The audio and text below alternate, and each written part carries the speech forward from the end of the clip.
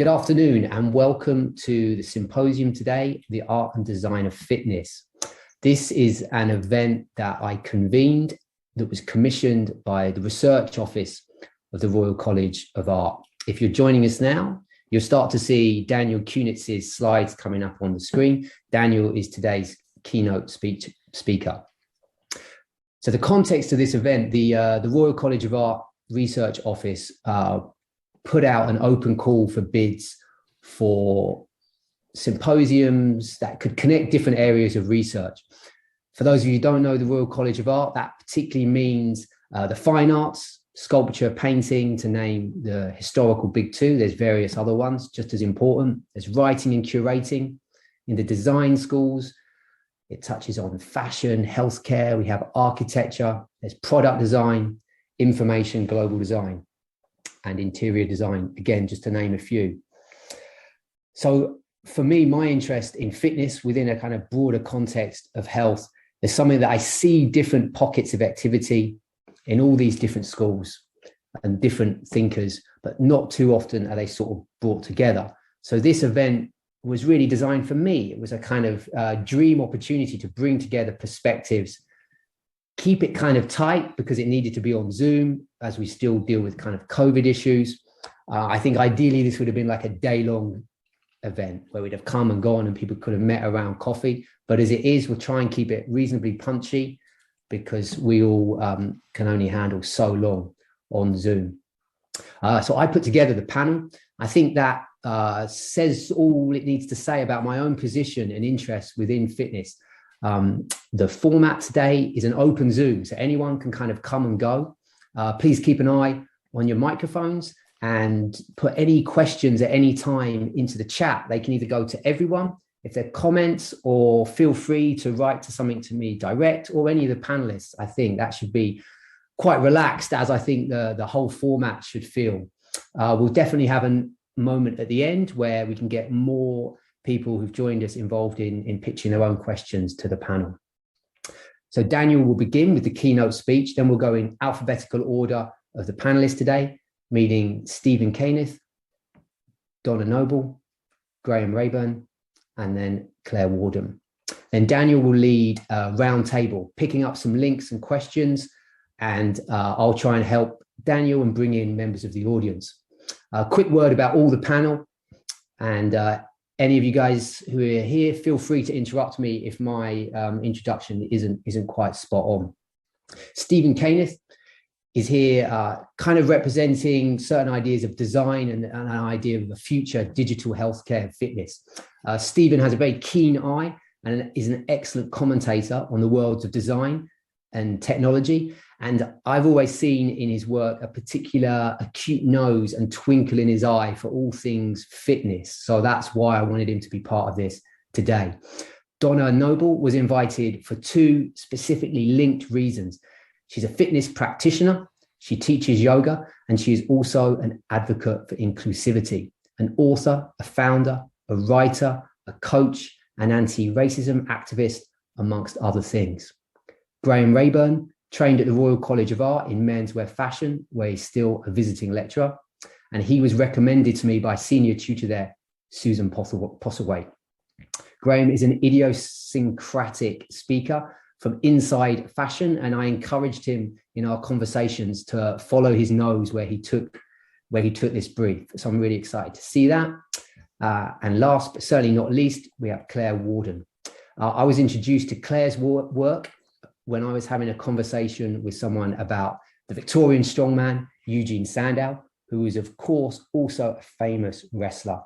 Claire has a variety of interests and specialisms, but here she's really presenting a case study around physical practice, which I'm citing Daniel Kunitz there for his kind of coining of the term physical practice, of how you can kind of fuse ideas of academia and audience impact with a kind of real world effect. Finally, to Daniel, I was introduced to his book, Lift, when I was in residence at the Stark Museum of Physical Culture in Austin, Texas, by Jan Todd. Jan had been a fan of the book, and for me, it was something of a revelation. Lift. Daniel was the first writer who I'd encountered who really interwove ideas of fitness history with art history and the contemporary of both those things. So he was the ideal speaker for today's event. That's me covered. Daniel, when you're happy, ready, please take over. Thank you, Graham. Thank you to the RSC and to the panelists and to everybody tuning in. I appreciate it. This is going to be called The Means and the Metaphor, Fitness Practices in Contemporary Art, and it's going to be a very sort of lightning speed tour of some contemporary art examples. And I want to begin today on a single evening in 1976, which can be taken as an aperture offering a unique perspective on the histories of both contemporary art and fitness. On that night, a symposium followed by a bodybuilding show called Articulate Muscle, the Male Body in Art was held at the Whitney Museum of American Art. The symposium, stocked with well-known critics, addressed the question of whether or not bodybuilding ought to be considered an art form. While the performance, in which the bodybuilders Frank Zane, Ed Corney, and Arnold Schwarzenegger flexed on rotating pedestals, allowed the overflow crowd to decide the question for themselves. This is an image of that evening, actually. It was an historic evening for a number of reasons, but I want to mention two. As far as I can tell, the posing show by the three bodybuilders was the first example of performance art, as opposed to the performing arts of dance and music, ever to be staged at the Whitney. And second, that performance raised the money that funded the 1977 film Pumping Iron, which in turn sparked a bodybuilding craze and, I would argue, introduced a mainstream audience to the very idea of having muscles. For our purposes, the significance of Articulate Muscle and Through It Pumping Iron consisted in providing a wide audience with their first notion of an actual, as opposed to purely idealized, quote unquote, perfected physique on the one hand, and on the other, with the notion of a physical training practice. The modern idea of what was called the training effect had first been introduced in the 1968 book Aerobics, but the film would have been the first exposure of many people to the idea of a physical practice based on training muscles. At the time, vanishingly few people actually trained with weights, as is evidenced by some of the comments made around the Articulate Muscle show. One attendee said that he was, quote, glad it wasn't held in the basement, a reference to the fact that most gyms then were dark, underground, and exclusively male. While the subsequent news reports claimed the crowd was, quote, predominantly blue collar, unlikely given the venue, but a reflection of the fact that muscles were then thought of not as an ideal to work toward, but rather as a working class phenomenon associated with labor and opposed to intellectualism. Another report noted, quote, obvious gays in attendance. Again, a common prejudice at the time that only gay people were so narcissistic as to be interested in developing their physiques. So Articulate Muscle was new for art while being a catalyst, one among many, for a nascent fitness culture. What I'd like to do today is explore a bit of what happened between then and now, using the two notions raised by the symposium. On the one hand, perfectibility, this idea that we can shape our bodies and in doing so shape ourselves, bend ourselves toward an ideal. And on the other, training as the guideposts for our tour of fitness practices depicted in the history of contemporary art. The group of works we'll be looking at is not exhaustive, but I think it is quite representative. Before getting to the contemporary era, however, I want to briefly dip back into the deep history of art, the deep art history of fitness, just to provide some context. The developed male body has been a subject of art since at least the ancient Greeks. This is the Doryphoros. But in the 3,000 years between the Greeks and quite recently, most depictions of muscled individuals have been idealized and remote from any direct experience. This is the Great Hercules by Hendrik Gultzius from 1589. Idealized bodies tend to be exaggerated bodies, and so Renaissance and Mannerist depictions are less useful when discussing fitness. And even when they seem lifelike, it tends to be because works from that period were based on Greek and Roman statuary, like the Doryphoros. In the mid-1970s, at the time of the Articulate Muscle Symposium, what was known as the exercise boom was largely driven by running and aerobics. The visual arts, however, have tended to focus on strength and muscle, in part for the obvious reason that muscle is notably visible, and in part because the pursuit of strength and muscle has been inseparable from entertainment for as long as such things have existed. Sorry. Oh,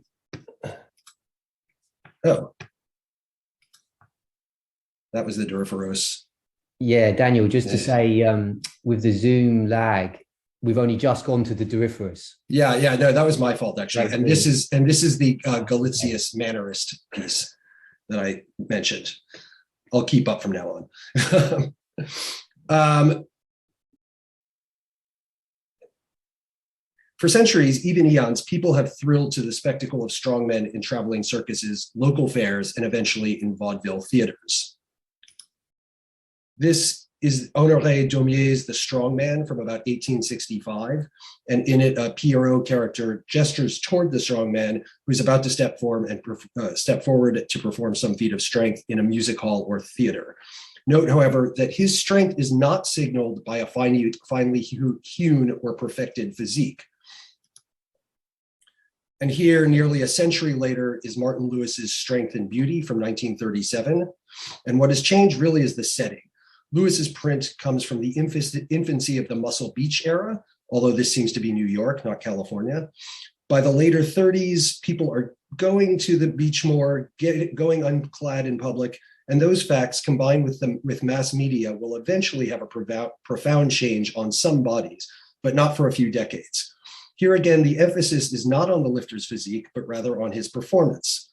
For neither Daumier nor Lewis is the muscular physique idealized, nor would it likely have occurred to either to do so.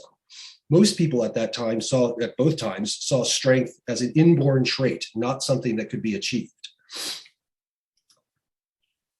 Some 20 years after the Lewis print in 1956, we have Richard Hamilton's Just What Was It That Made Yesterday's Home So Different, So Appealing, which was made for a show called This Is Tomorrow. So it's about the future. And it's one of the few instances where recent art was ahead of the curve in addressing fitness culture. Bodybuilding in the mid-50s was just becoming visible, and with the inclusion of such bodybuilders as Reg Park and Steve Reeves in movies, glamorous. These were among the first actors since the 20s to remove their shirts on screen. And in the work, the developed male body in this work is offered up as sexualized and thus a potential ideal. Now, as we skip ahead another 20 years or so into the beginning of the contemporary period, we see that Hamilton was prescient about cultural changes occurring. People are ever so slightly beginning to discover what the body. And what I mean by that could be its own essay, but for now, I mean that people were uncovering the body as a site of knowledge, where for much of history it had been shrouded and demoted as the site of sin, of prurience or narcissism. It represented anti-intellectualism, the working classes, and this is true in Asia as well as the West. In the very late 60s, however, we can see some of these biases falling away in, for instance, Bruce Naumann's performance pieces, many of which were derived from dance and calisthenics movements. Of them, Naumann says in 1968, quote, "An awareness of yourself comes from a certain amount of activity, and you can't get it from just thinking about yourself. You do exercises. You have to have certain kinds of awarenesses that you don't have if you read books." In other words, exercise, a training practice, expands your awareness, and you can learn through your body. That, I would argue, is a revolutionary thought. I think the thing to bear in mind here is that while beauty and form had been thought deeply for centuries at this point, and thus were various physical ideals, training had not been thought at all, except perhaps by Nietzsche. In the very late 60s, we see the first glimmers of people thinking about training the body and what that means. And one of the things that becomes dichotomized is form, the achieved physique, versus performance, what a trained body can do.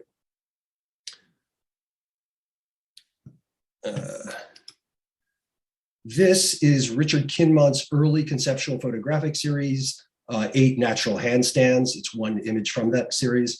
from 1969. I do not think it an accident that contemporary art became vastly more performative and even theatrical, as Michael Fried lamented, with, for instance, minimalism emphasizing the relationship of body to object at the same time that it discovered the performing or exercising body. Note that there is, again, almost no emphasis on the physique here. Rather, it is the performance of itself, which is, in this case, feels like something of a party trick. Kinman's series can also be understood as the antecedent by about 50 years of that particular strand of selfie culture, now a mainstay of the fitness world, in which people snap themselves doing handstands in exotic locations. I have been guilty of a few myself. As I mentioned earlier, the most widespread fitness practices of the late 1960s and early 70s were running and aerobics. Those were the main drivers of what has come to be known as the fitness boom of the 70s. And I argue, and as I argue in my book, Lift, that boom was ignited by feminism. Without the feminist movement, virtually none of us, regardless of sex, would be working out. That said, the relationship between fitness and political feminism was ambivalent at the time, and we can see that in artworks like Linda Montano's The Story of My Life from 1973. I don't have an image of that. In which the artist walked uphill on a treadmill at the San Francisco Art Institute for 3 hours per day over 3 days while telling the story of her life. The implication of the piece being that life and working out are both slugging Sisyphean endeavors. The feminist arguments against the then new workout trends mostly expressed concern that women were trying to slim down in order to accommodate themselves to a patriarchal beauty ideal. They didn't really address the very early forays by women into strength training because at the time there were almost no women and very few men lifting weights. The prevailing feminine beauty ideal celebrated skinny women without visible muscles. But women were thinking about strength, even within the feminist context. Agnes Den began her drawing Strength Analysis, a dictionary of strength in 1971, finishing it in 1981, just after Robert Mapplethorpe began photographing the bodybuilder Lisa Lyon in 1980. Lyon had won the first Women's World Pro Bodybuilding Championships in 1979, but when we look at Mapplethorpe's images of her now, we might be struck by how skinny and unmuscled Lyon was, and thus how much has changed in the general appreciation of muscles on women. Artistically, the work, like so much of Mapplethorpe, looks both forward and back. The artist sees Lyon's muscles as a form of self-fashioning, which is, of course, a type of empowerment, and which was exactly how Jane Fonda and the next wave of feminist thinkers largely came to view fitness practices. Fonda in the 80s repurposed the energy of her anti-war activism into feminist causes, and her workout videos form an explicit part of that political project, women's empowerment. Yet they were also a source of both instruction and, importantly, entertainment. Not incidentally, that debate over what sort of self-fitness practices fashion continues very much today, for instance, in the philosopher Heather Widdows' recent book, Perfect Me, Beauty as an Ethical Ideal.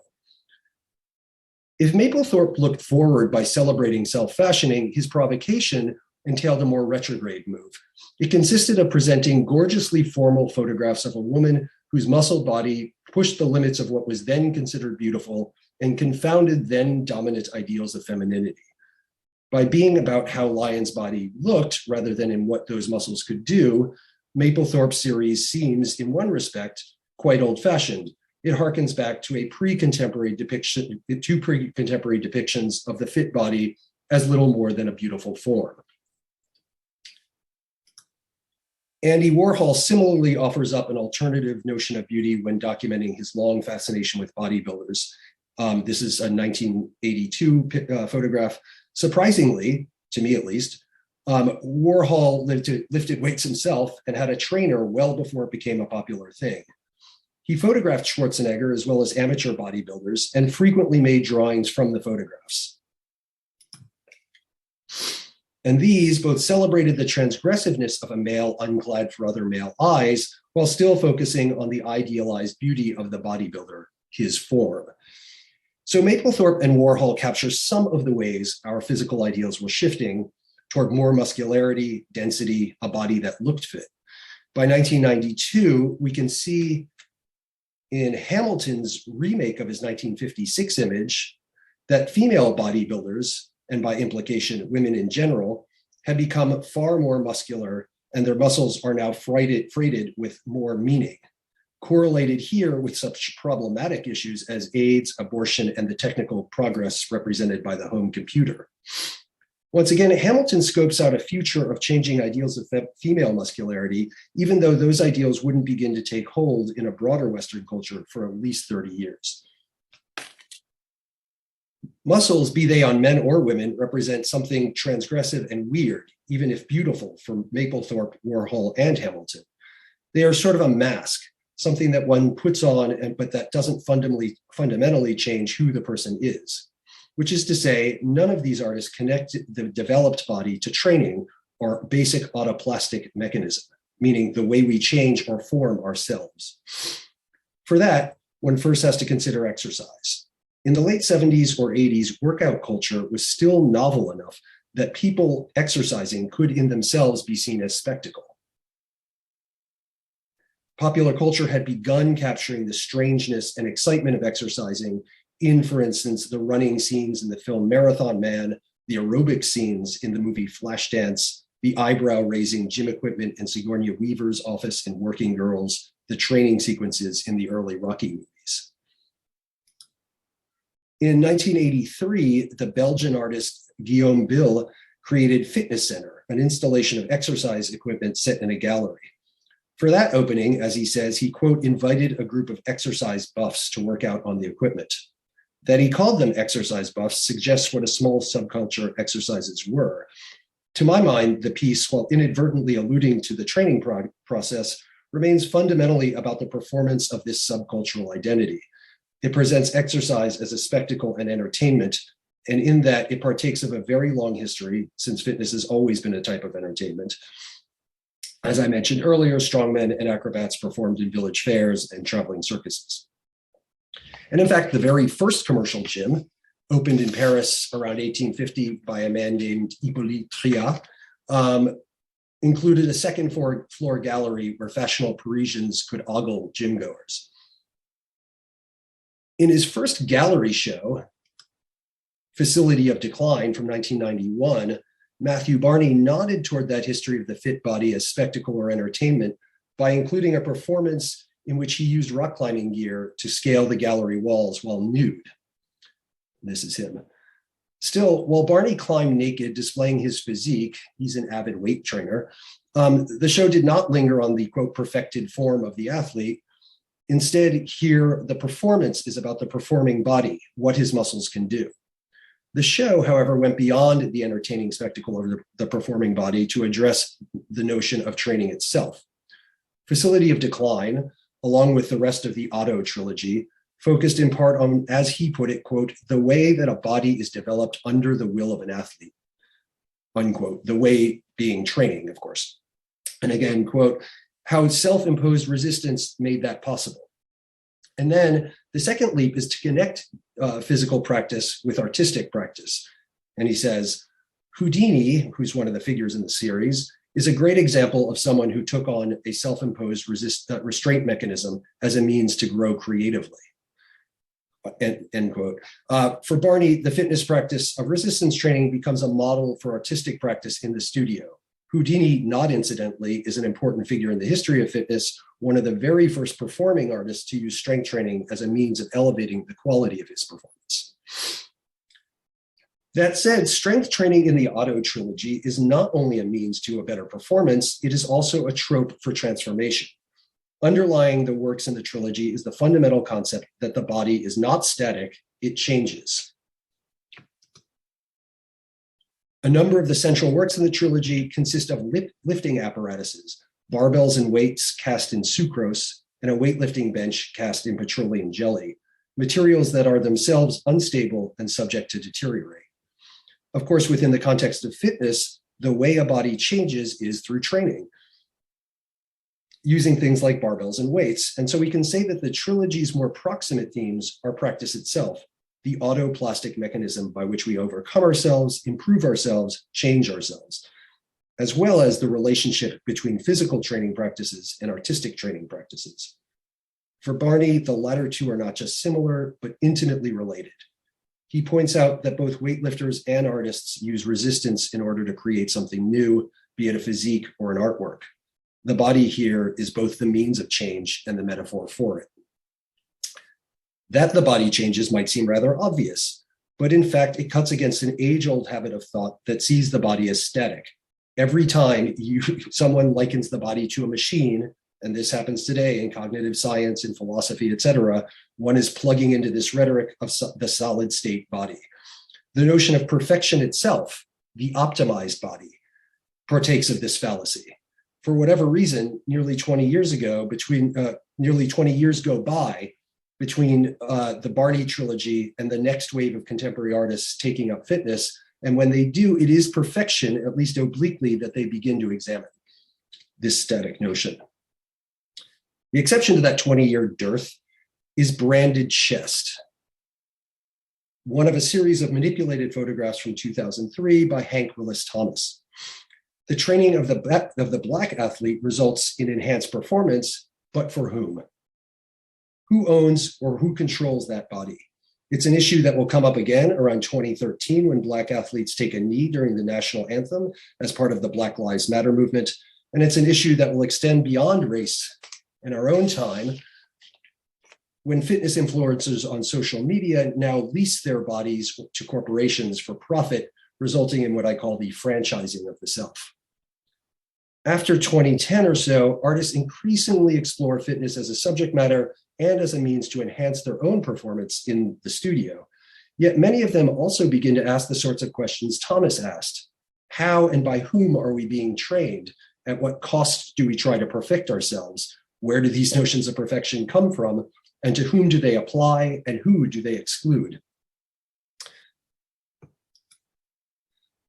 Thomas Hirschhorn saw the Universal Gym, an installation first produced at Gladstone Gallery in 2009, as a place of vanity, isolation, and corresponding heartlessness, as he put it.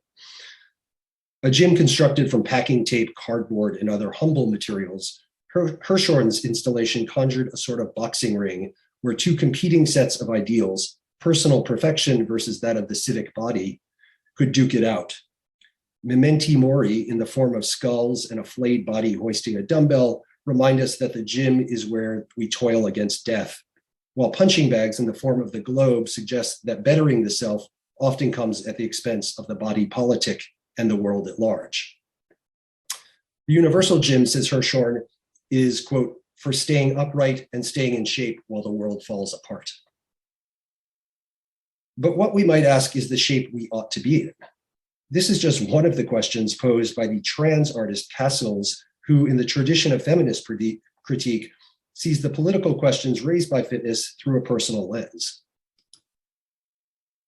In 2011, with Cuts, a traditional sculpture, Cassels embarked on what is perhaps the most sustained, incisive, and to my mind, significant engagement with fitness of any contemporary artist.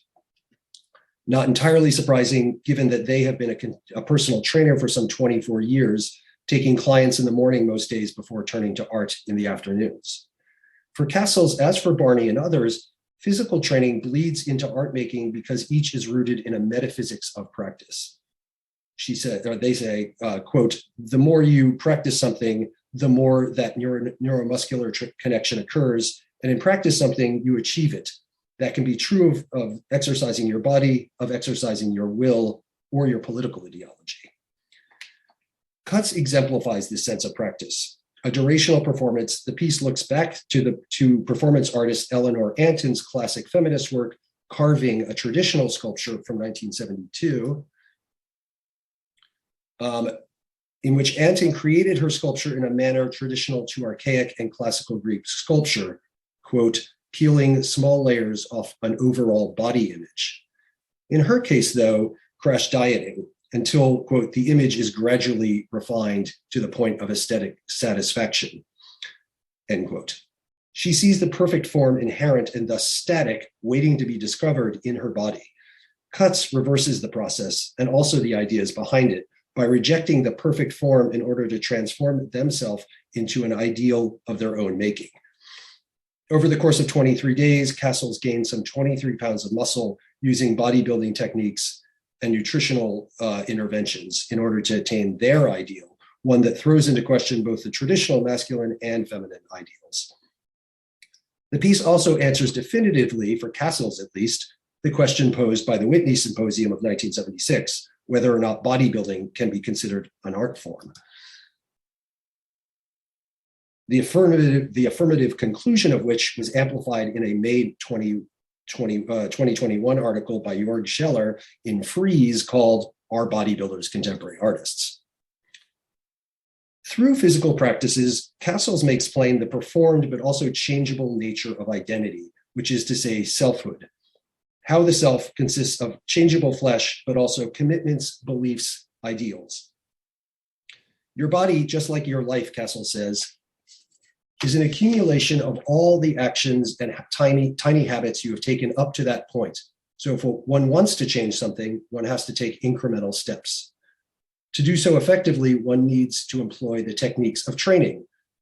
And I quote again, periodization, for example, where there's a span for pushing hard followed by a period of recovery so that you don't overtrain, don't overload the system.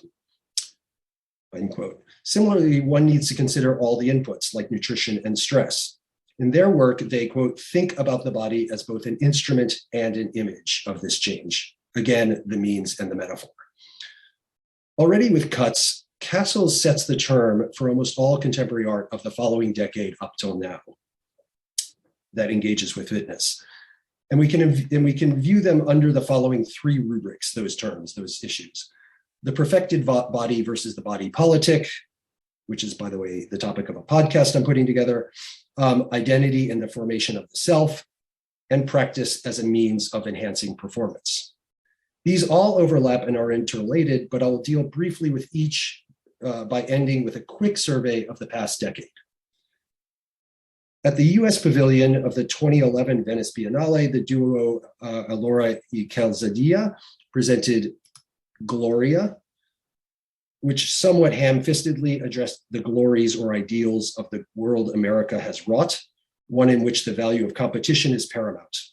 One piece in which an Olympian running on a treadmill set on the treads of an overturned tank seems to examine the relationship of athletic competition to military might, but it also suggests that optimizing the individual tends to serve our more bellicose instincts, pitting us all against each other in a capitalist economy. Another piece in which gymnasts perform routines on a replica of a first-class airline seat enact the contortions of capitalism. In a similar vein, Hannah Black's 2015 video Bodybuilding, where is it? It's gone, sorry, I don't have the image, but Bodybuilding addresses the notion of growth, both economic and physical. Images and text equate big, fragile dream muscles with, quote, big, fragile dream city. Both are fragile because subject to change, to growth. They are dreams because they represent ideals. Their continual growth is always hoped for, though not perhaps to everyone's benefit. Like the previous set of works, those in the Gymnasium series by the South African artist Tenwije Niki Nkosi attend to the relationship between the individual and the collective. Yet these paintings do so more explicitly with an eye to identity. This is Practice from 2019, and as with the others in the series, it depicts faceless Black girls training for or performing gymnastics. The girls are faceless because the artist doesn't want to focus on stars or moments of victory. Rather, she aims to portray, as she says, those in-between moments which are often overlooked and undervalued as part of the process of victory, as part of the performance.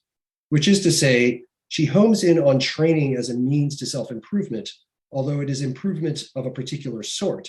It is the in-between space that allows one to lose oneself, to eliminate the self-consciousness heightened by the gaze of others so that one can do the work of self-formation. What, she asks, does it mean to be visible, to be hyper-visible, to be watched, to be witnessed, and to be judged? What does it mean to perform? Are we always performing who we are? Is identity a form of performance on some level? Nicosi's questions are quite similar to those proposed by Martine Sims throughout her oeuvre, including the 2017 video Intro to Threat Modeling, seen here at the 2019 Whitney Biennial. And you can see she's working out with a kettlebell, to the book Shame Space from 2020. Sims, too, is concerned with the things like training that structure and define the self, as well as the self as performance. However, Sims, uniquely among the artists here, raises two critical sets of issues. First, she sees fitness as a class signifier. And it is interesting to me that so few artists have explored this fact, where once, for example, muscles indicated labor, today the developed body, like the lean conditioned body or the lithe yoga body, signals wealth, leisure, and access to a certain body of knowledge. Second, Sims observes how fitness at once reinforces physical stereotypes/ideals, while at the same time allowing one to push back against those stereotypes/ideals. To understand this dynamic, one need only ponder the fate of the big booty. Very recently, big butts were viewed as a stereotypically negative characteristic of Blackness, and many women tried aerobics and other cardio to slim it down. Whereas now, when the experience of more and more people training has recalibrated that aesthetic, the stereotype has become an ideal. Big muscular booties are desirable. In this regard, Sims talks about how her training practices have conditioned her thinking, and not only her thinking, but her studio practice as well.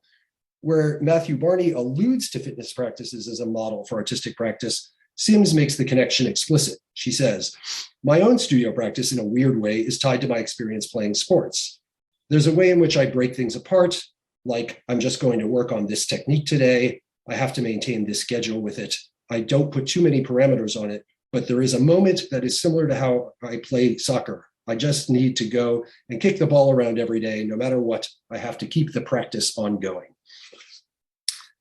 The final turn I'm going to mention is toward a relational aesthetic of fitness, where the artwork consists of an audience participating in various practices. The phenomenon seemed to bubble into existence in 2010. That year, the Dutch artist Guido van der Werf initiated running to Rachmaninoff as part of MoMA's Greater New York exhibition. For it, he simply invited people to join him on a run from his New York gallery to Rachmaninoff's grave 30 miles away. Subsequent iterations took place under the aegis of the Performa Biennial.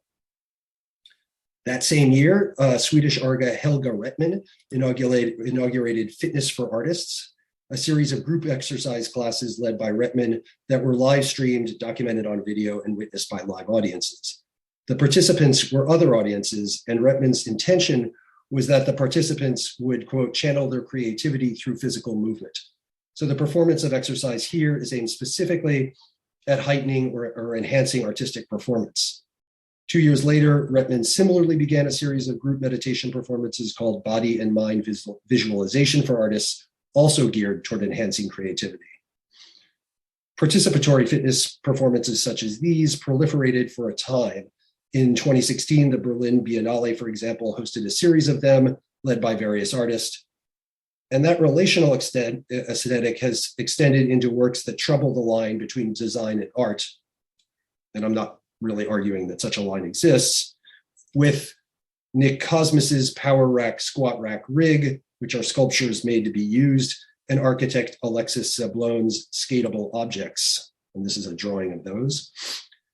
The point I want to end on is that just as any piece of relational art is meant to alter the participants in some way, these relational exercise pieces point toward how physical training can bleed into training specific practices of socialization, such as learning from others, spotting, sharing, critiquing, encouraging, goading, shaming, community building, communicating, etc. Group training alters and quote unquote perfects not just the individual's body, but ultimately the civic or social body as well. Now, with technologies like the mirror, Fitcher, and VR directly coaching us, the questions these artists ask are even more urgent. Who is training us, and what are we being trained for? That's the end. Daniel, thank you. That was really great. I'm sorry with Zoom, we can't really do an applause, but that's all right. Let's imagine it's there. It's amazing. I think it's a really great, I'm going to keep rocking on, guys. because I think when these things have a break, they can kind of fall apart a little bit. So Stephen, I'm going to prep you if you're nearly ready. Yeah. So just to say, I think it's a great moment to bring in Stephen, because I think for me, in some ways, Daniel, it's like the context and the philosophy and the critical framing of what's brought us to fitness. And then Stephen is going to come in with something around like, how do we actually engage with that in the present and in the near future, right? As spaces that we kind of occupy that have to be designed, that Daniel was just touching on, and experienced. So Stephen, I hope that's a good segue. Over to you. Yeah, sure. Can I share my screen, Graeme? Yeah, of course. I think Daniel will have to turn off his first. I'm not entirely sure how to stop sharing it. Hold on. That's all right. Let's see. Gosh. Oh, here we are. Stop share. Never mind. Okay. Okay. Right. Let me just bring this up. So Graham's already done an introduction. Essentially, the business I run is a research and design studio called Illuminate Me, and we help global brands to think about future vision strategy. Since the pandemic hit, it kind of forced us to rethink what we do as an organization. And I've been fascinated by virtual worlds and, of course, the metaverse and where all of this stuff is heading. And when you get deep into understanding where all of this stuff is ultimately likely to end up, the way these ecosystems form will result in virtual cities. So we set upon an ambitious task of developing a virtual city. And I'm going to show you some examples of what I'm seeing in the fitness space, and then I'll conclude with what the city of Lunaria looks like. I think what Daniel presented was really quite fascinating. He talked about so many aspects of fitness and art and how that's all shaped where we are up until today. But if we look forward, where is all of this stuff going? We're starting to see completely new forms of health and fitness emerge. This is Altis, which is an AI personal trainer. It uses AI and computer vision to help you understand how your body is moving during an exercise. And of course, its purpose is to guide and improve that movement performance. I love how they describe it as a GPS for your body. This isn't just a human using their experience or their skills to help someone else. We're talking about computers monitoring every single piece of movement during an exercise and coaching and guiding so the next repetition is perfected. So we're starting to see an unprecedented level of detail when it comes to health and fitness. The little bar you see at the bottom there, which looks a little bit like a sound bar, that's what the device looks like. So in effect, it sits underneath your TV, and the camera is monitoring you in space, and it's connected to your TV so you can see what's happening. There's an image of both yourself performing the exercise or workout, and there's a ghosted avatar as well, which is there to guide you in perfecting that movement. Peloton, which is of course a very well-known brand in this space, is also playing around with technologies that are very similar. My understanding is this hasn't launched yet. It's called Peloton Guide, but it will be. And the focus really is around strength training. So again, using camera technology and AI, linking it into sort of metaverse type worlds, you're able to work out. And of course, the other interesting thing here is you're starting to see biometric data being presented in real time as those workouts are performed.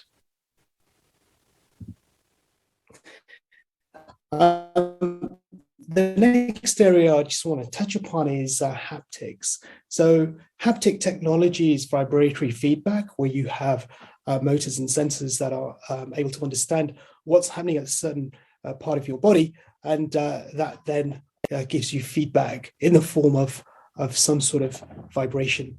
If anyone's tried a haptic vest before, you'll notice they can be really quite strong. The pulses and feedback you get really can be quite strong. At the moment, OWO, which is a Spanish company, they're playing around with this garment that's able to offer that type of feedback, and it's primarily for gameplay. But you can, of course, imagine where this will be heading as far as training is concerned. Fitnesstainment, this is another interesting area. So when we think about the design of an environment where workouts are traditionally performed, whether it's a boxing ring or a gym, they're being fused now with gameplay, and of course with movies. And this is Creed, Rise to Glory on Oculus VR. And it's a fascinating game and really quite exhilarating. If anybody's had a chance to play around with this. I think from a design perspective, we're starting to see how aspects of the game are being introduced as part of the overall experience. And this has come a long way from those dark, exclusive underground gyms to this area of fitnesstainment. Another example is this, which is really quite amazing. It's called Supernatural. And what they're doing is not just thinking about the physicality of moving in a virtual space, but actually they're transplanting you into a whole new reality, a reality which you could akin to travel, virtual travel. So you can see this particular individual on that GIF is working out on a mountaintop. And is immersed in a sensory environment like we've never experienced before. So starting to see some really interesting aspects of the way we think about health and fitness in the metaverse. This is a holistic a game, if you like, where it's not just about the physical movement, but it's also about meditation and, of course, recovery, all within that one environment. I think this is one of the best examples of a VR fitness game available today. I must add, wearing a headset like like an Oculus VR, sweating and dealing with the weight is not a comfortable experience. We're at the very, very early stages of this technology, and it really is quite encompassing and highly immersive, but it's also really quite frustrating and can be awkward. VR headsets are multifunctional tools, almost like a Swiss knife. 1 minute you're sweating in them, and the next minute you're trying to relax with this thing on. There's quite a few issues with it today, but I know these will be solved over time. Another area I want to just touch upon is digital nutrition, and this is really quite fascinating. And the company who is pioneering a lot of the thinking around this is called ABZ in the US. Just quoting them, we specialize in empathetic technologies designed to enhance emotional intelligence, boost behavioral health and resilience, improve day-to-day mood states, and maintain gains over time. Helping you prosper is what matters to us most. This is really quite interesting. Even laughter, if I told somebody a joke right now, you would laugh. But what's actually happening? Ultimately, your biochemistry has changed as a result of the action that I've performed, i.e. telling that joke. And what ABZ and other organizations similar to them are thinking about is, how do we actually dial up and dial down our mood states and ways that we want to feel?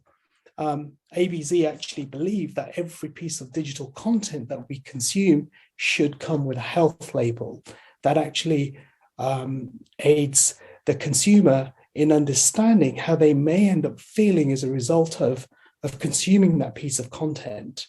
This is really quite interesting, especially if you think about fake news and the way we are confronted with all sorts of messages on social media and across digital spaces.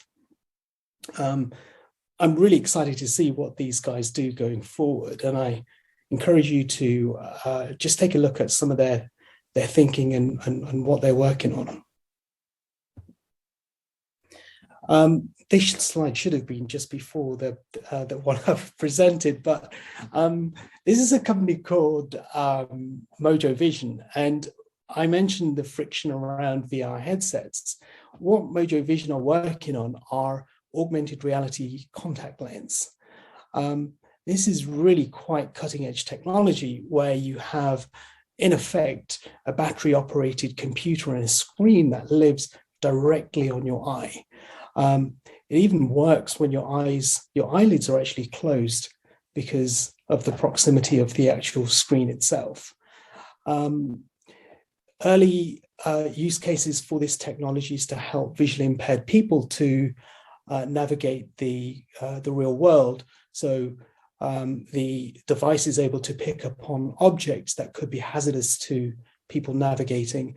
The GIF you see above there, of course, is showing a heads-up display, including biometric data, which is taken directly from the lens as well. I'm really fascinated by this because today we spend, on average, a knowledge worker spends about 45 hours a week in front of a screen, whether that's your computer screen, your television at home, or your mobile phone. When smart AR glasses emerge, we could be spending almost 100% of our waking hours in front of a digital layer. And this is actually even beyond that. We could be spending time in front of digital layers when our eyes are closed.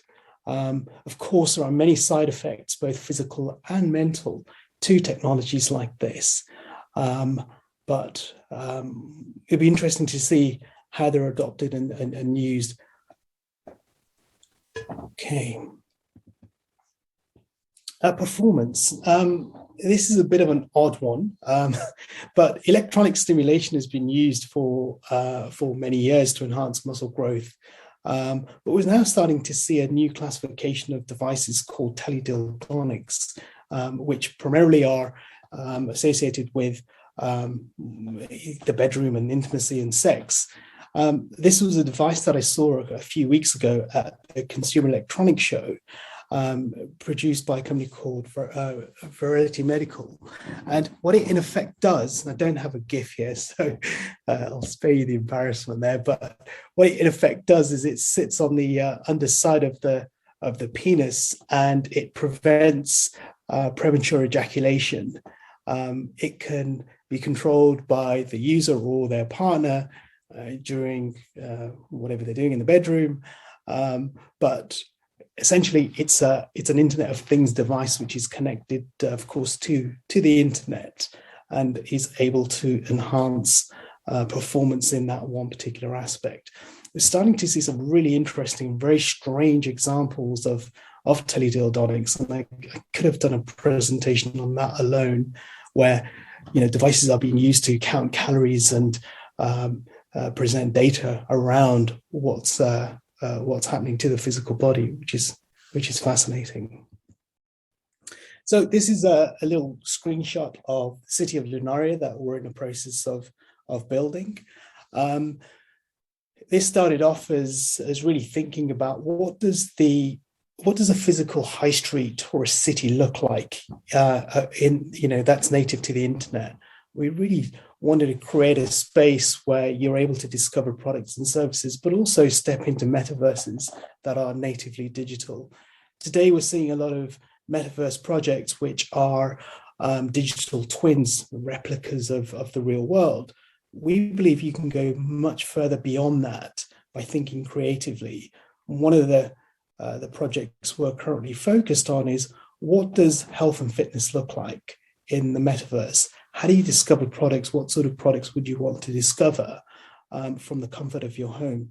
So some of the examples that I shared in this presentation are the kinds of things that you'll be able to discover in a digitally native way in the city of Lunaria. That's the end of my presentation. If anyone's got any questions, please ask away.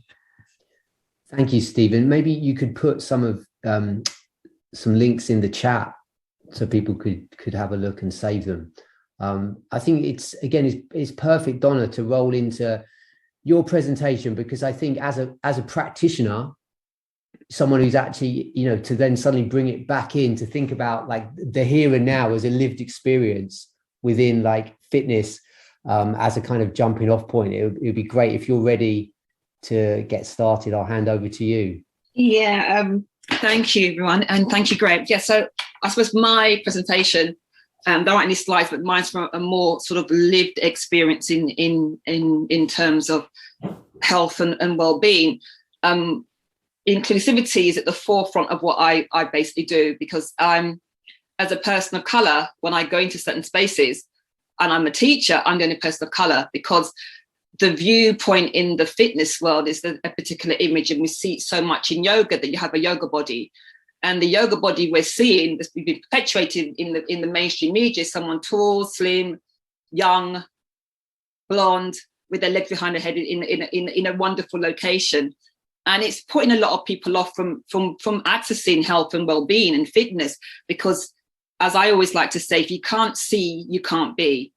And I didn't realize that very on in my journey until there was a time when I was teaching at the Yoga show, and it was summer and it was raining, and I thought no one's going to turn up.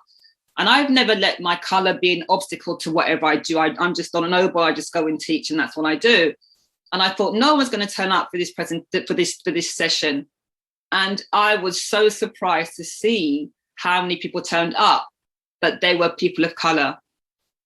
And what they said to me was they came to support me because they understand what it's like out there to be a teacher of colour in a space like that. And from that point, I made a vow to be more visible, but also to show that everyone should access health and well-being, because inclusivity is about creating safe spaces to welcome everybody, regardless of your age, your size, your gender, your ethnicity, your ability or disability, and we're not seeing that. It's changing now, and that's why the body positive movement has come about, where you have influencers, people like me that are out there using imagery, because imagery is powerful, to disrupt the fitness space, to show that anybody can do a yoga pose. And there are people out there like Jessamine Stanley, Dana Fassetti, and these are curvy yogis that are doing things that I can't even do. Because the body, we don't truly know what the body's true potential is until we do something. I had people come into class and say, I can't balance, I can't do this. And within a few minutes, they're able to trust their body. And that's the beauty of fitness, because the fitness can allow you to come back to who you really are and to see what your body can truly do. Because society tells us that we should look a certain way, be a certain way. And I say, that's absolute crap. But if you go into a well-being space, you may find out that you're stronger, not only physically, but mentally as well. And that's the beauty I love with yoga. And we need fitness right now. Fitness is not all just about a look. We're in the middle of a pandemic, and we have so many mental health issues. And fitness is a real way that has helped a lot of people during this time, because people have been able to find that fitness makes them feel good, because it allows them to reduce stress, move away from the fight mode, and also to create the good endorphins. And because of this, and seeing when I was in certain well-being spaces that there were certain people invisible, I looked around me, and there were people invisible, people of abilities, shapes and sizes. It wasn't diverse at all. And as a result of that, I created Kursam Yoga to show that everybody is a yoga body, and it's taken off. But it's so good to see right now that brands like Nike are being more inclusive in terms of the clothing they're producing, the models they have in the stores. We're beginning to see that now, because we need that. Well-being is not just about what you can do while you're in the gym or on the yoga mat. It's about creating community, because different communities are able to come together And that's how we get to learn about different communities that maybe we wouldn't have access to. And it's something that we can then take into the wider space. And that's how we're able to change the world, because movement is our birthright. But in this society, sometimes it doesn't seem as though it should be. It's becoming a lifestyle that maybe a particular group of people access. And that's what we need to change. And we all have the ability to do so with what we do, in whatever environment we're in. By depicting certain images, if someone comes into a well-being space, that's creating inclusivity. And then we'll have a better society from all of that. And I didn't realize, I love Daniel's presentation, because I never really thought about fitness and art. It's not something that I had access to or really saw. So my eyes are really open to see how far back wellness and creativity were coming to. And that's the beauty of having an activity in your life, because it allows you to be able to connect your mind and your body so you can be your true and authentic self. We can move away from all the external distractions, all the external noise of what we're told to be by society, and really come back to who we are. And that's what happened to me. I became ill working in a corporate environment, and it was my yoga journey that helped me. I had Bell's palsy. I went to bed one night, woke up, the entire right side of my face had drooped. And it was yoga that was instrumental, and it allowed me to heal. But it also allowed me to change the path that I was on. I left the corporate world because I was able to see that I wasn't happy. It wasn't good for me at all.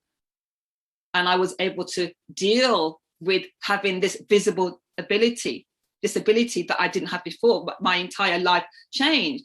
But there's so much more that I can now do. I realized my body's true potential. I began to see that I was so much more than my looks in society. And because of my illness, I've been able to go out there and disrupt in the well-being space to make it more inclusive. And we had the Black Lives Matter movement a few years ago, and that's changed a little bit. I think there was the whole of Instagram tried to be more inclusive, but they had the Black Square Days, where everyone put a black square on their profile for a day, but that didn't last very long. And we're still seeing that the well-being space, fitness space, is still not as inclusive as it should be. We've made some inroads, but there's so much more that we can do. There's so much more. And that's why I created Noir Fit Fest, which was the UK's first fitness festival for the Black community. I never thought we needed something like that in the UK. The reason being, because it was never an issue for me until I was on a panel of fit pros, and they were all people of color, and they shared their experiences of how the issues they had. But not only that, but the individuals in the audience, the issues they came up, the microaggressions they came up with, that they didn't feel welcome in certain spaces, the language that we used against them, so they didn't feel safe. And as a result of being on that panel, I created Noir Fit Fest, and that was in 2019 during the pandemic. It was online.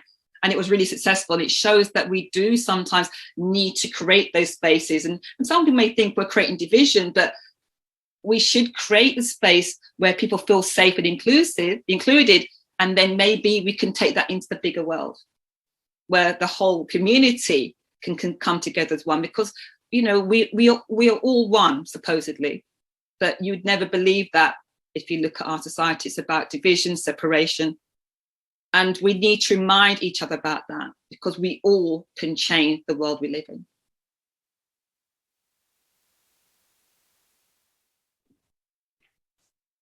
Thank you, Donna. It's such a great segue to bring it into like a real kind of lived experience moment. I'm just going to keep rocking on. I think everyone's got lots of questions. It's lovely how the kind of reflections dovetail. But if we can just all keep a note of that and bring everyone together after we've just heard from Graeme and Claire. Graeme, I know whenever I mention fashion around you, you always kind of wince and try and distance yourself. But I think athleisure, and in everyone's presentations, it's always what people are wearing. And it's such a dominant feature of culture and fitness. And feeds into exactly what Donna's been talking about, as well as Stephen and Daniel's. So I know you're going to come at it in your own unique way. If you're ready, I'll hand it over to you. Fantastic. Thank you, Graeme. And thank you, previous speakers. Absolutely fascinating look at the past, present, and so I'm just doing and future of fitness and the identity around it. So thank you, Daniel, Stephen, and Donna. Sorry, I'll just go into full screen here. So so yes, my role currently is lead designer at Albion Cycling, so a cyclewear company. Bit of a mouthful, optimized performance design, could also be called sportswear. So my real interest is around the aesthetic and identity of sports. And faced with this huge topic of design of fitness, like where to even start. And I thought I'd be able to hang observations off the icon within cycling, so the yellow jersey, and thinking about what are those invisible forces that sort of shape the identity of the sport and of the apparel within that. So a very quick snapshot. So the Tour de France, apparently the most viewed in-person sporting event in the world, due to the fact it takes in all these places. The first edition taken in run in 1903. It was a sporting event. It was an advertising event established by L'Auto newspaper to increase the sales of their newspapers. So they designed this race spectacle to be bigger, longer, and tougher than any cycling event, taking it to all these cities around France. In order to follow the race, you would have to buy their newspapers, maximizing the exposure. And it was hugely successful. It actually doubled the daily sales during the event. On the final stage, it increased sales by 5 times. So a huge success, driven essentially by advertising, by money. The first winner, Maurice Gain, you see here wearing very simple woolen, essentially appropriated workwear that's taken and utilized for cycling. Originally back then, it would have been a very simple Breton sweater. There was no such thing as the team sponsorship or anything like that. The race leader being signified by this armband that you see here. The green armband, it mimicked the light on the front of a train carriage, a locomotive, so a green lamp on the front. So there was no yellow jersey back then in 1903. Incidentally, the last rider on the course was known as the Lanterne Rouge, and they would be symbolized with a red swatch of fabric. So this was the red lamp that's hung on the back of the train, and it still continues to this day. It's a discrete sort of competition that happens within the Tour de France. The last rider on the course has a red race number. And there's actually a race goes on for this spot to be the last rider to finish. If you come in with the Lanterne Rouge, you can command much bigger appearance fees at post-tour events and races. So actually there's this kind of funny race within a race that's occurring there. And I think that's the really interesting thing here is similarly parallels within all kinds of fitness and sports, that there are these strange unwritten rules and esoteric rituals like symbols and colors, myth and mystery that happens that's only apparent to participants within that, who then feel a part of what's happening and engaged because they're actually able to read these signs and symbols. So post World War I, we see the tour had not run because of the war. And the first running of it, apparently riders' jerseys were extremely drab. It was a time of complete hardship, so they didn't have different colors, bright colors they were able to dye them to.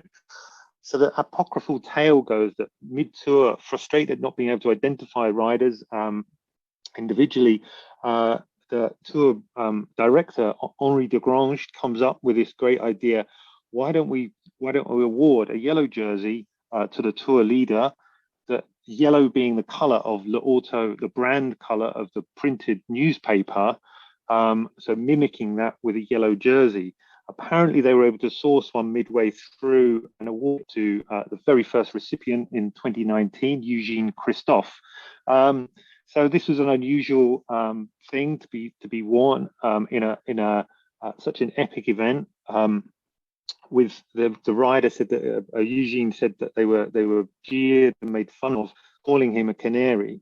And I think this is also an interesting part, similar to Daniel's presentation, that this early endeavors of extreme fitness and athleticism were really, the people participating were very much working class. They were farmhands, miners, soldiers, people like that, who were able to actually earn some more money through these sporting endeavors, and in this case become a national hero, a celebrated national hero, earning far more than they would have done in manual roles. The area that we did see some kind of much more flamboyance occurring in terms of kit and identity was on the velodrome and track riding. So a drier, much more controlled surface, much cleaner surface to race on. And for the spectacle of the fans, being able to identify riders, having a really distinctive outfit was much more important. On the right here, a Major Taylor, who was a superstar. This was particularly a superstar of the track. This was particularly popular in the US for crowd spectacle, for crowd entertainment. And you can see here also, sorry, flip that back, apologies. There is actually the name of a bicycle manufacturer embroidered, emblazoned across this quite flamboyant kit in comparison to that one we saw previously. So the actual technology of fabricating these jerseys would have been woolen knitwear, a process which builds up layers, much like laying bricks to build up a house. And then you see this manifested through decorative styles. So it's predominantly horizontal stripes, simply because of the technology to manufacture this. And this is often seen in national team jerseys, where a national flag might be expressed as coloured bands in the colours of the flag. So the French team here would have had their red, white and blue kit knitted, very simple, very, very plain, but instantly recognisable. So post-war, an innovation, many innovations starting to come through now into the late 40s, post-war era, and the advent of synthetic fibres taking over from your traditional lamb's wool. 1947, jersey producer Sofil sponsored the leaders' jerseys, complete this tour and the novelty vehicle for the tour caravan. So I'm not sure if you can actually see, that's actually a ball of wool with needles pushed through it that would have driven in front of the race to promote this particular brand. And down in the corner here, the actual riders, the leader's jersey, seen as a very literal ball of wool. The theory being that these synthetic fibers, you could get brighter colors. They were physically lighter garments, especially when wet, unlike heavy sodden wool. They'd be more durable. They'd be easier to care for. However, there's a story, another apocryphal tale goes that an early recipient refused to wear this jersey, and Louis Bobet refused to wear one because of his love of the natural qualities of wool. Again, much myth and mystery within this, not really knowing how much of this is true or fabricated by sort of rivals, perhaps, to rival sponsors. And we're seeing here the emergence of something that we probably recognize much more these days as the icon jersey of the yellow jersey of the Tour de France, in this bright yellow style. Another innovation from World War II, or more popularized through better fabrication, is things like zippers, inclusion into sort of accessible types of sportswear. But we still see a very much a handcrafted effect here. The logos would be very much flowing, gliding, simply because the movement of moving these jerseys through a chain stitch embroidery machine meant that actually sharp corners couldn't be manifested onto these. We can see here as well the Henri de Grange that I mentioned earlier. His initials now applied to the onto the jersey in celebration of the grandfather of the tour, a man who once considered inventing a race that was going to be so tough only one athlete would be strong enough to actually finish it. That was his vision. He also wrote a book called La Tête et les Jambes, the head and the legs, which I think, Daniel, is relevant to some of the conversations you were saying there, the will of the body, the will of the mind. And also the advent here of sponsorship, crucially. So these larger logos taking relevance on the front of the jersey. In this case, alcohol, San Rafael was a aperitif, gitane, cigarettes. So, you know, cigs and booze here going hand in hand. There's an apocryphal tale that the polka dot jersey for the King of the Mountains, the polka dot apparently were the brand colors of a brand of chocolate bar. So you've got a juxtaposition there of fitness and indulgence. I'm sure that back in the 1950s, actually, chocolate was a kind of a more of a luxury commodity than it is now, associated with better nourishment. So we see this emergence now of the distinctive yellow jersey, wedded very much to textile technology, and also, again, sponsorship and money driving the sport. So another development, flock printing, here allows more embellishment to be applied, and often much quicker. This image on the left, you know, see they're jostling for position on a jersey, much like the riders themselves here. But I think there's still certainly a refined, restrained elegance here. We're seeing balance and a discipline within this jersey. So the meeting of textile technology and marketing. So what could possibly go wrong? Well, here we see the advent of sublimation printing, full color technique that's limited only by your own imagination. So the polyester base garments are also getting lighter and tighter. The aesthetic of we might associate with professional cycling started to emerge here, and sponsors really exploit this technology. There are absolutely no limits, which we see here. Mainly, the entertaining aspect of this is actually a lot of these eye-catching designs and techniques are for exceptionally mundane sponsorship. The one previously was actually a grouting firm. Steel fabricators. This one on the right is a hardware. So with all this flamboyance and a peacocking look, you often have some pretty mundane origins behind them. Fortunately, the yellow jersey itself is sort of protected now these days with design guidelines as to what can and can't go on there. But that still doesn't mean that companies won't push this and exploit things as much as possible with matching kit, bikes, and in the case of Malco Pantani's teammate here on the right-hand side, also dyeing their hair yellow to celebrate this occasion and this event. So we can see here there's a lot of money is really driving the look of these products and why they have evolved into the shape that they are. And I'll show you two slides here, which are about 12 years apart, exactly the same moment.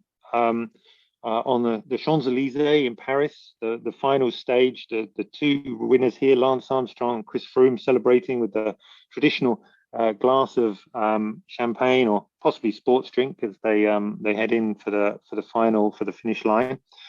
But what struck me is that there's a very distinct difference here in the actual piece of apparel here. And that is that this one is quite loose, quite baggy, quite unfitted, and this one is really snug and aerodynamic. And here we see the era now of the aesthetic is really being shaped much more by the science, with a reduction in aerodynamic, saving vital energy that might be up to 10% of a rider's energy at 40 or 50 kilometers an hour. And I thought I'd include this from some development work we did of just showing where you actually, these little telltales, they're called black markers of fabric, are put on to show the direction of the wind much more visually. So we're visualing the invisible here. And although there are some pieces which are going in the direction you'd expect with the wind coming towards you, there are pieces here that are going pretty much vertically up on the underarm. And then pieces here which actually are going round in figures of 8 as the legs go up and down. So in this case, we're choosing fabrics and designs based on quantifiable scientific performance. So not just how something feels, but how it actually performs in the, sorry, let's just see if we can go, yep, on to the next one, in the actual event itself. And here we have 2 jerseys a century apart, and it occurred to me that what has shaped and formed this very much shaped the identity of the sport itself, which is adorns the elite athletes, and then taken on by your enthusiasts, your kind of everyday participants, mimicking what they see their idols and the icons doing within the sport, driven by money, the textile technology, and then finally the performance. So these 3 complex and overlapping forces which have ended up shaping these items. And thank you ever so much. My whistle-stop tour of the Maillot Jaune finishes here. That was great, Graham. Thank you. Could you put that into the chat as well, the links? Yes, certainly, yeah. Really interesting. And I think just to go straight into talking about Claire's presentation, she as well is at the kind of sharp end of production in some ways as well, like both Donna has within yoga, Graham within cycling, and you are with wrestling. But it also just brings us a little bit full circle because you also have that role with the kind of arts and humanities that ties us back into where we began with Daniel. So without further ado, Claire, I'll hand over to you. Thank you. Great. Thank you so much, Graham. Thank you for the invitation to join us today. It's just been a wonderful event.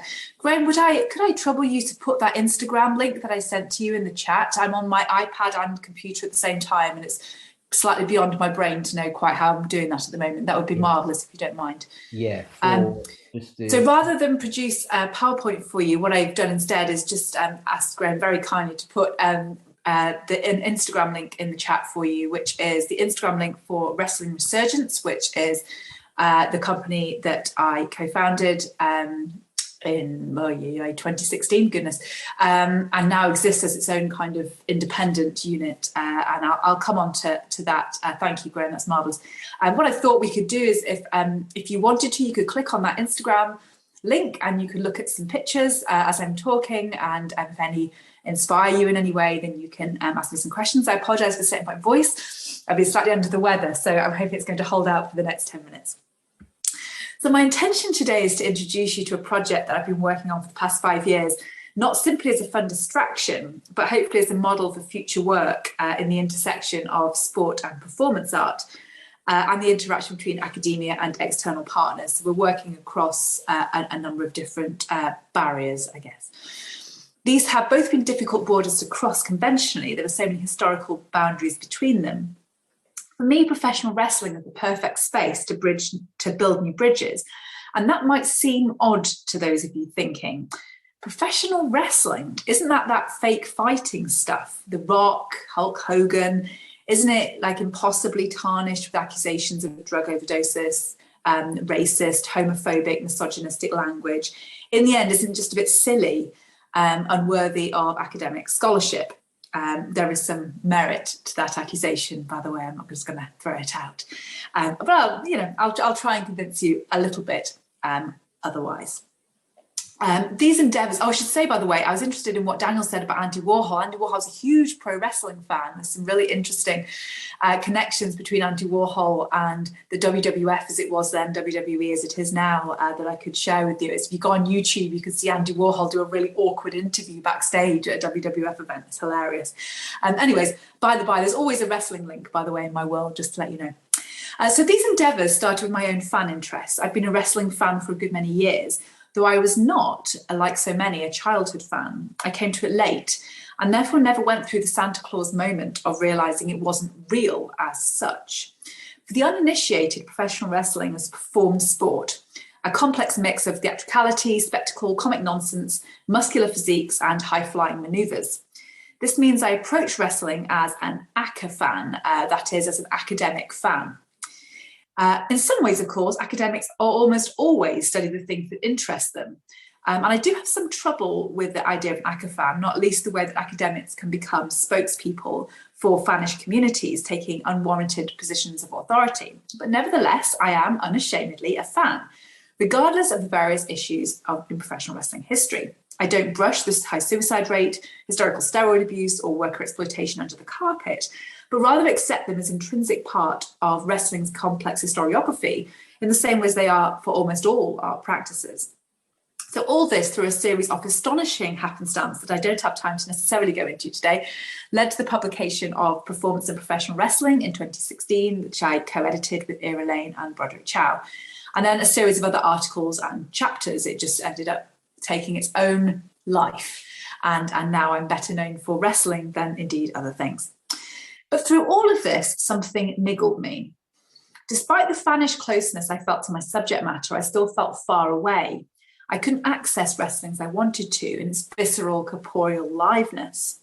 Fortuitously, I started to meet folks who felt the same: theatre makers, arts curators, part-time referees, filmmakers and photographers. I think maybe Sam West is with us actually today, so he's one of the current co-producers of Festive Resurgence.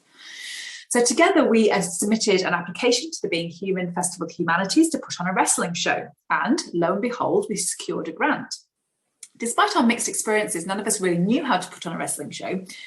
So up to this point, practice for me had been a largely historical event. So I speak here as somebody who's really a modernist by trade. So that's almost entirely my background. So I was practice for me meant things like plays in sort of dingy 1930s working men's clubs, experimental biomechanics in Bolshevik Russia, amongst other things. So it was always kind of in history, I guess. And although I was very keen on accessing the bodies in that history, my practice never really worked its way into the contemporary until this. So it was a real kind of learning curve for me. So suddenly practice became contemporary, a thing happening in real time, and in its realness and tangibility, able to deeply affect my scholarship. So what I began to realise was that my work, my scholarship, my research, and the being around wrestling resurgence and being part of that process started to speak to each other, and actually the relationship between them ended up being so close that I couldn't quite differentiate between them. I couldn't work out whether I'd learned something from my scholarship that then enabled me to understand Wrestling Resurgence better, which is the company that we eventually set up, or there was something going on in Resurgence in the contemporary wrestling world that then affected my scholarship. The two felt so intrinsically connected for me. So from this first tentative step, Wrestling Resurgence emerged, a new type of wrestling company. You can see things on Instagram right now, I think, that considers professional wrestling as a performance art, a flexible, chaotic form that provides a creative space for the performers and a source of escapist entertainment for fans. Since then, the company has been 3-time Arts Council funded through producer and current PhD candidate at Loughborough, Sam West, and the first wrestling company ever to receive such grants, as this form usually slips through the funding gap between art and sport and continues to do so, and is something that we're trying to address. So this story already shows how academic scholarship can lead to creative practice. Most importantly for me, this project has enabled wrestlers to understand their work in a different way. Our current champion, Charlie Evans, usually refers to her performances at Resurgence as, quote, her body of work, which is a kind of terms that I've never really heard spoken about in wrestling in that sort of terms, but is a regular descriptor for me in the world of arts practice. But this still did not quite satisfy my desire to see how scholarship might affect wrestling. Professional wrestling has so often had a hate-hate relationship with academia, imagining a bunch of high art-loving professors either outright condemning the silly, juvenile, politically suspect form, or else seeing it as kitsch and postmodern. Resurgence had proven that the relationship between wrestling and the academy, and simultaneously between wrestling and the world of artistic practice more generally, could be brokered. But I remained sceptical as to the real difference we were making. Were we not just another wrestling company in an already bloated market? What else could be done?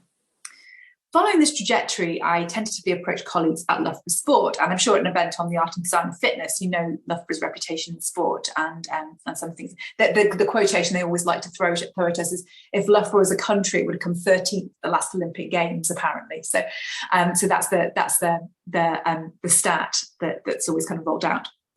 So I began to wonder whether there'd be a way to place Loughborough's globally leading expertise in sports sciences at the service of professional wrestling, a form so often derided by quote-unquote real sports people.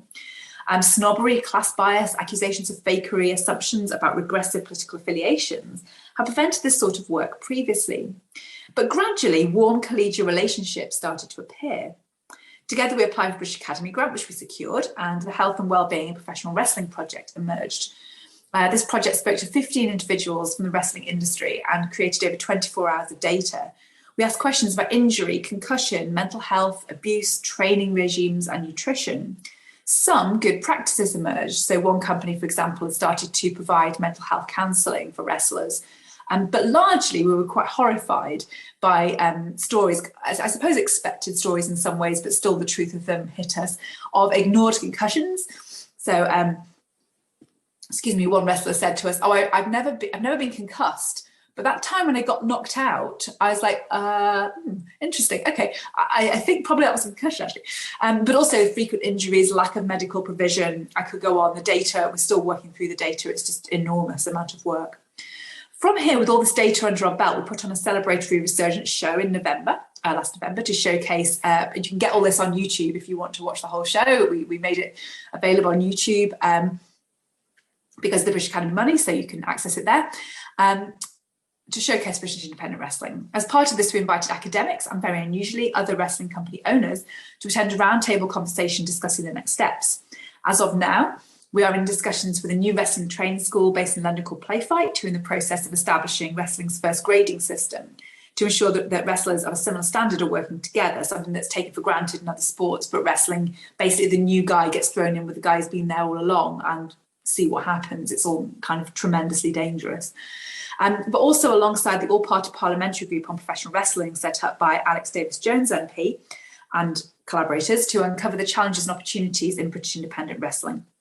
As a triumvirate, so that's Resurgence Loughborough, Playfight and APPG, we're planning a series of events, training days, papers and initiatives that will support British wrestling to be safer and more inclusive in the future. So why am I telling you the story, and why is Graeme very kindly inviting me to tell the story? Well, maybe for 3 reasons. So firstly, I wanted to share a personal perspective on all this. When I started studying wrestling, it was a bit of fun, a chance to explore something that interested me on days when modernist drama just felt a bit drab and samey. One can only study W.H. Warden for so long without thinking you want to do something else. And for me, wrestling was that outlet. The surprise for me was the way that this side of my academic portfolio had taken off. And for me, it's kind of a constant reminder that risk-taking, especially fun risk-taking in academia, does sometimes work. So I think in the academy, sometimes what we do is to run from things that we think are fun, imagining that the thing that is not fun is the thing that is more worthy. And actually, I think that is so untrue. And I think that today's panel and speakers have confirmed that actually combining kind of rigorous academic scholarship and unpacking that with something that is joyous, like fitness, is not always joyous. As somebody who kind of quite enjoys lifting weights at times, I would say that's not always joyous, but it's primarily joyous. I think that the combination of those things is something that within the academy we can nurture, I guess, is what I'm trying to say. Secondly, this project imagines a form not generally regarded as art, as an art form. And it actually goes back to Daniel's comments about bodybuilding, which I'm also absolutely fascinated with. To claim professional wrestling as art might seem like a jump. Perhaps it even makes you a bit cross. It sometimes makes people a bit cross. But Resurgence is unapologetic in its presentation, while constantly aware of wrestling's darker side. Our reading is that wrestling is neither inherently regressive nor progressive in its politics, but rather can act as an artistic conduit for the political messages embedded in its practices. And there's always political messages embedded in practices, whether we want them to be there or not, of course. And sometimes we do want them to be there. And in Resurgence's case, I hope that sense of a kind of inclusive message is what's embedded there.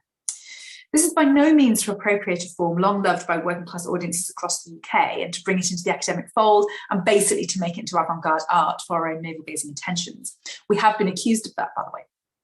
Rather, we are committed to understanding how wrestling as art might knock down social and economic barriers.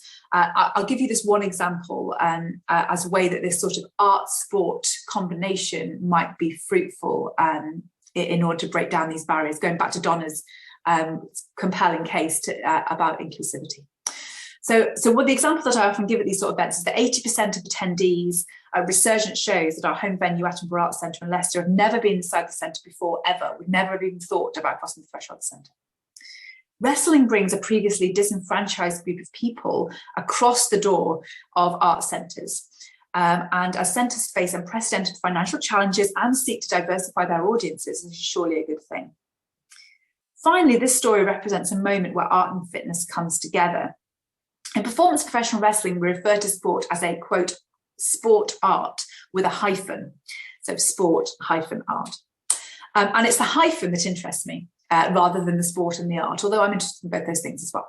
But it's the hyphen, it's the middle, it's the little bridge that interests me. And maybe, given the title of today's symposium, it's what interested me too. I was struck by the kind of art, design, fitness, like actually, again, there's kind of an unwritten hyphen in those things. It's a linguistic bridging device that merges two concepts while retaining their independence for one another. Wrestling is both and neither or, with a slash. It's a liminal practice that defies easy definition and therefore, perhaps, might act as a space for scholars, practitioners, and practitioners, scholars, practitioners, scholar practitioners, another hyphen, involved in arts practice and those involved in fitness to meet. Maybe it's a space where the language of the wrestling ring, which is both performance, arts performance, and sports performance, meet and come together. So my provocation to you perhaps is that it provides a kind of neutral territory, a surprising place of confluence where whichever side divide we sit on, we recognise bodies, practices, movements, speech acts, structures that chime with wherever we're coming from. So a space where we can meet, talk, share, have transdisciplinary communications and indeed create new work. And that's me. Thank you, Graeme. Thank you, Claire.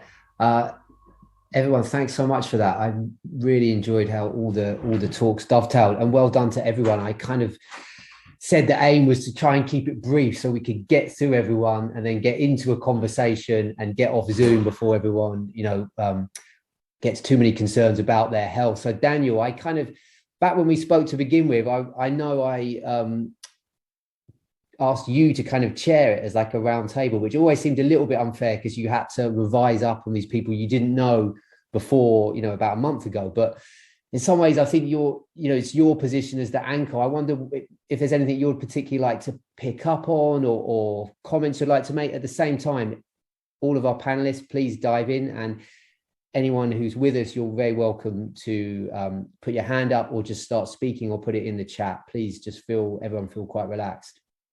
Yeah, wow, that was all those presentations were so interesting. One could talk about just an endless number of things.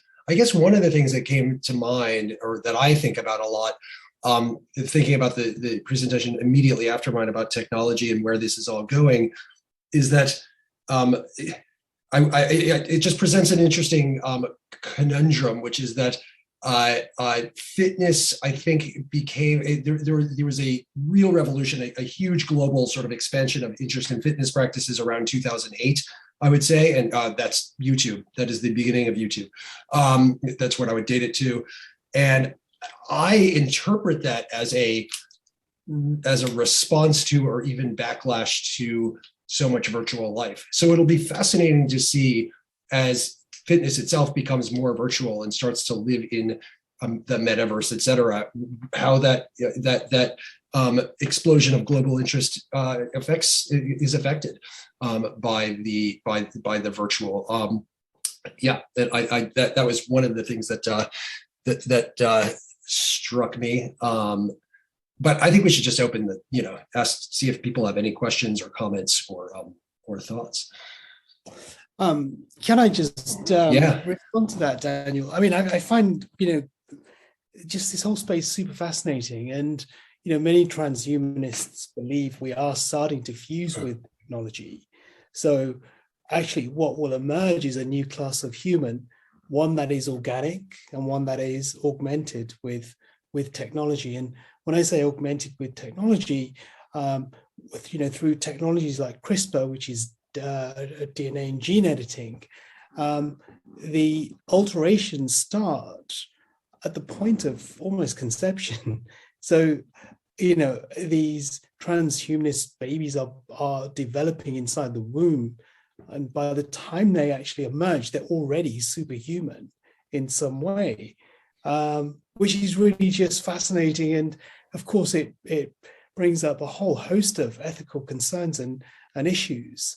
But, I truly believe, unfortunately, the divide between, the rich and the poor, and I don't like to use the words developed and developing world. I more see it as the ascending and descending worlds is going to get greater. Yeah, I think that, I agree. And I think that fitness practices exemplify that growing dichotomy. I mean, you have now a tiny portion of the population of the world getting healthier, living longer, less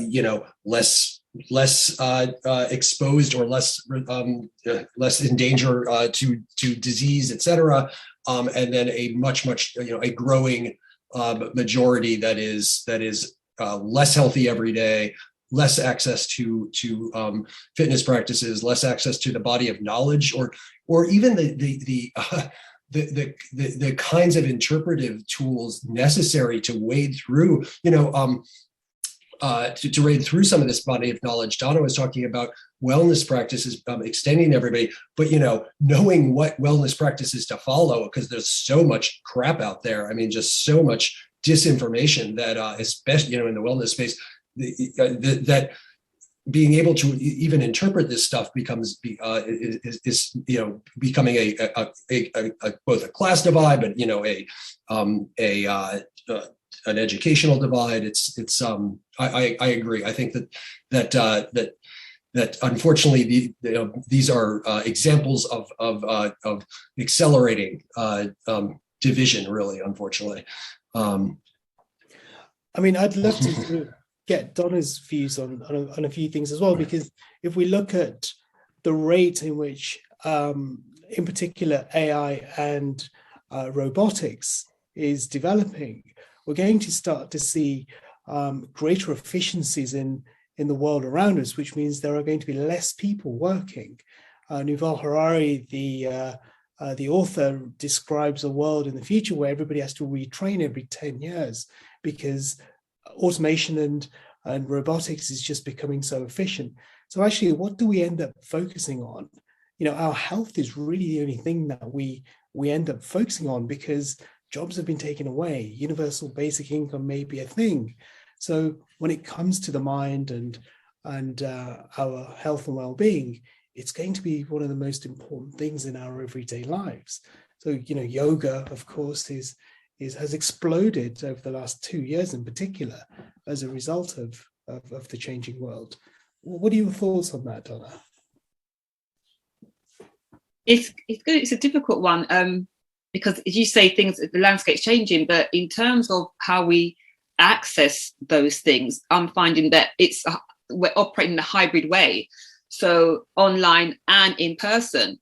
And with the pandemic, everyone in fitness had to change, and everything that was in person had to go online. But now in this new landscape, we're finding that there are some people that wouldn't go online with me, and they kept saying, when is it going to be in person? So you're going to still have groups of people that's still going to want that connection, that physical, the union there, and those that feel safe online. But we've also found that because being online created greater accessibility, because people that wouldn't feel comfortable in certain spaces were able to feel comfortable in their home.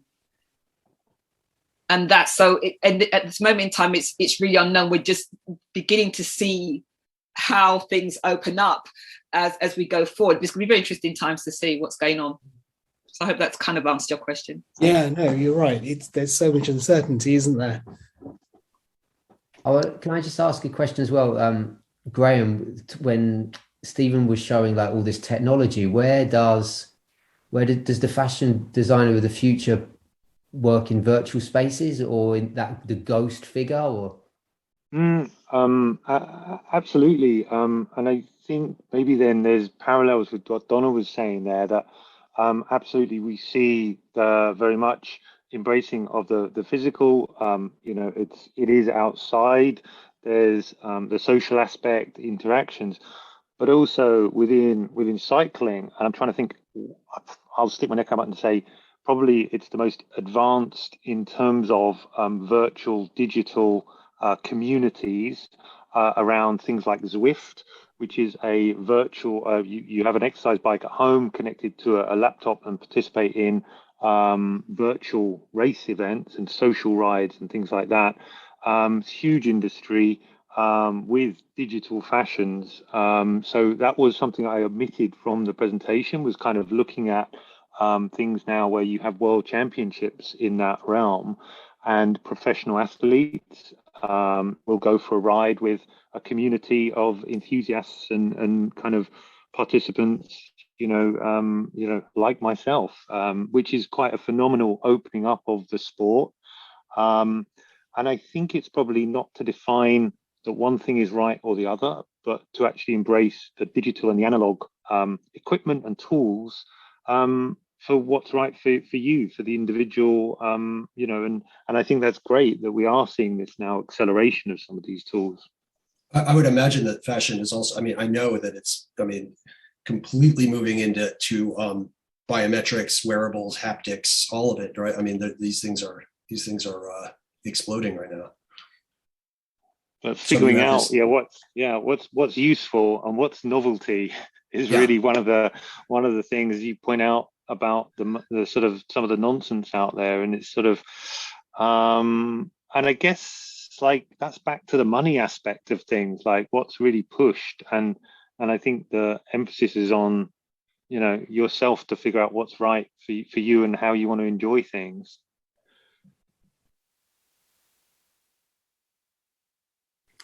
No doubt. Because we've got about 10 minutes left, I do encourage anyone in the audience to put in a question now, because the time will run out. I would just like to bring in a bit of not a conclusion, but a question to bring it back to a bit how this event was commissioned by the research office. And it was that idea of bringing together different interests. And I think everyone is kind of covered, and that's evident to see. What is the point of that? Why does it work? Why does it need doing? And what is this an idea of? Does it push each thing forward?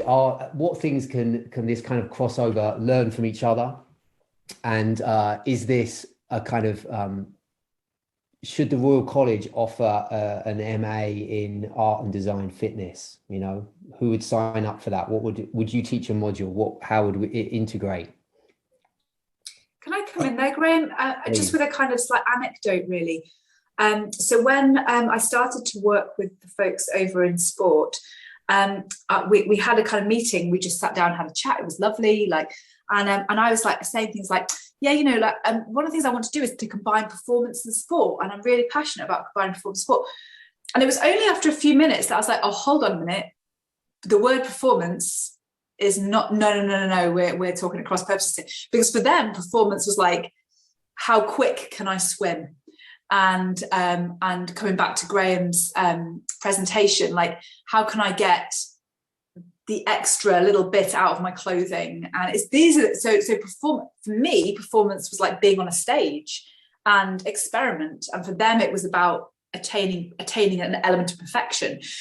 So why am I saying this? Because I think going back to your question, Graeme, about what's the point of this sort of work? For me, it helps us develop a new language, which might sound like an extraordinarily grand thing to say after kind of 2 hours on a Wednesday, but I feel like it develops a new language where we have to find new ways to communicate, because our language is such that we if we use the same words that we've always used, we find ourselves stuck. We find ourselves unable to communicate with people. So for me, the best bit about this sort of work is that we're able to talk across disciplines, and in bringing people together, we start almost organically to develop a language for dealing with this sort of stuff, and that means that we can try and counter or try and improve life generally for people, because we have a language to be able to speak to each other finally. So for me, that's the benefit of these sorts of events, that we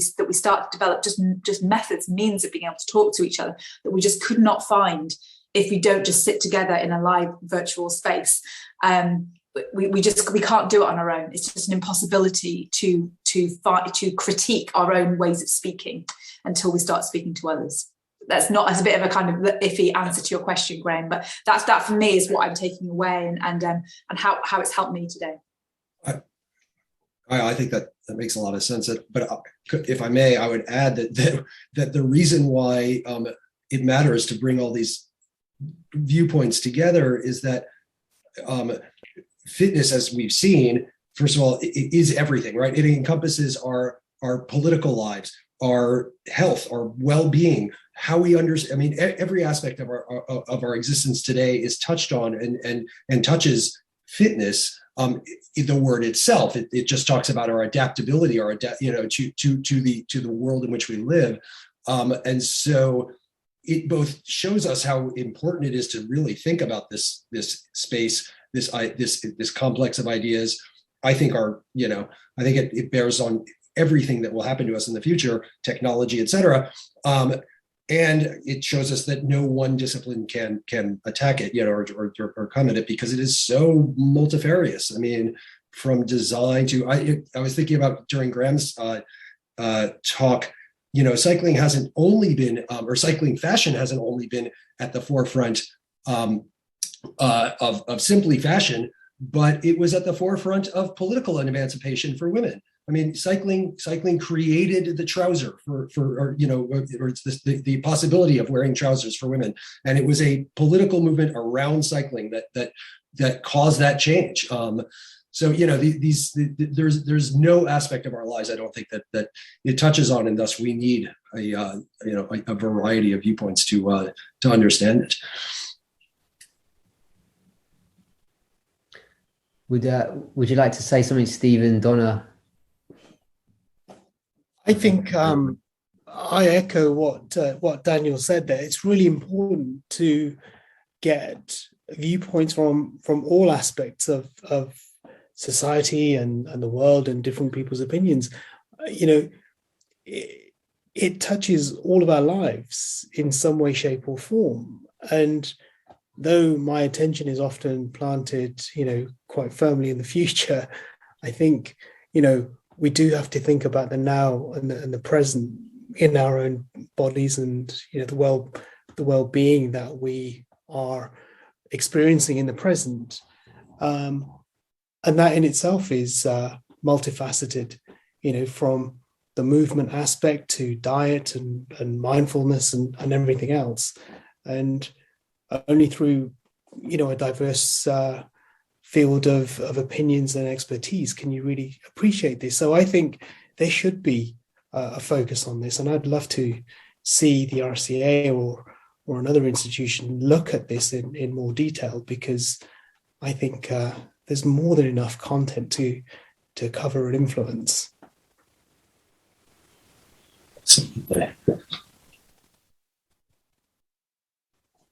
Thank you, Donna. Now, I echo what everyone has said, because even today, my knowledge is really been taken in a direction I didn't even consider. And it's something I can take forward. I never really, it's the future of well-being. I didn't think that far. So it was interesting to see that, but also the past. you know, I've only seen it up to a certain point, but to go back further and see how it's been immersed with art, I never really appreciated that, to see the effect. It does affect our lives in so many ways, but we sometimes only have a very polarized viewpoint. But having this forum has blown that completely out the window. So going forward, it's something that I'd love to explore further and see going forward. Thank you.